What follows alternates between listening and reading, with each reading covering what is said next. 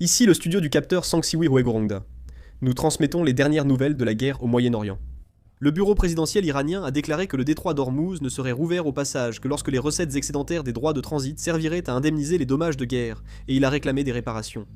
Le ministre iranien des Affaires étrangères a demandé que le Conseil de sécurité de l'ONU et l'AIEA condamnent les crimes des États-Unis.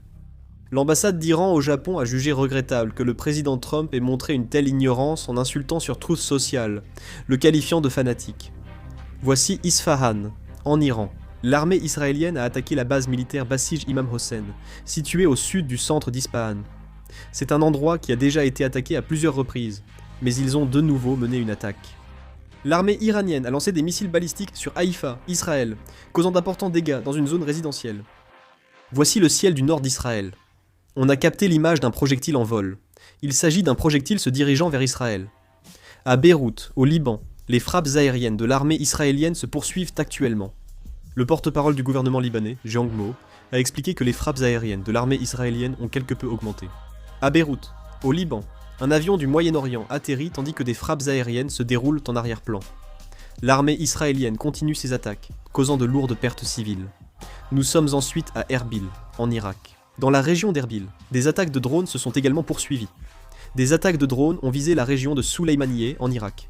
Il semble que la cible soit la population kurde. Nous sommes dans la région de Souleymaniye, en Irak.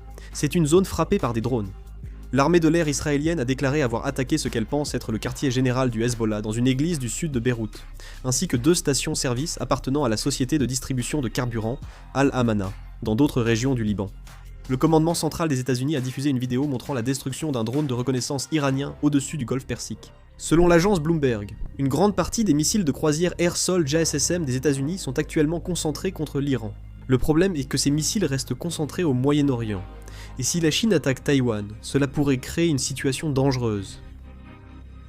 La coupure quasi totale d'internet imposée par le gouvernement iranien est devenue la plus longue coupure nationale jamais observée dans aucun autre pays au monde, ce qui amplifie encore davantage le mécontentement du peuple iranien, déjà éprouvé par la guerre entre les États-Unis et Israël. Selon un reportage d'Axios, le président Trump a déclaré qu'il détruirait tout si aucun accord n'était trouvé d'ici mardi.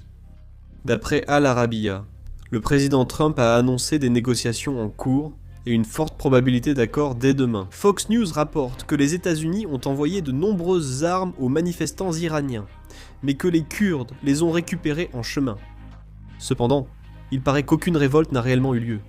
Les États-Unis et Israël ont confirmé avoir finalisé la liste des cibles à attaquer en Iran et avoir terminé la coordination de l'opération. Eyal Zamir a annoncé que l'armée israélienne a classé toute la zone au sud du Litani au Liban comme zone d'opération contre le Hezbollah. L'armée israélienne accentue ses attaques terrestres dans la région. Le renforcement des attaques israéliennes contre le Liban et l'invasion terrestre dans le sud ont forcé plus de 1,1 million de personnes à fuir à travers tout le Liban. Le ministère des Affaires étrangères du Qatar a déclaré avoir discuté avec le Koweït de l'escalade des tensions régionales et des moyens de résoudre pacifiquement les conflits.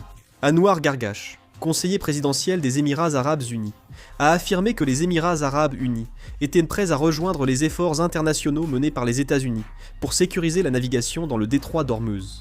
Wang Yi, ministre chinois des Affaires étrangères, a affirmé qu'un cessez-le-feu était la solution fondamentale au problème de la navigation dans le détroit d'Ormuz. 8 pays membres de l'OPEP+, ont annoncé qu'ils augmenteraient leur production de pétrole brut de 206 000 barils par jour dès mai, alors que la guerre du pétrole qui secoue le marché de l'énergie continue.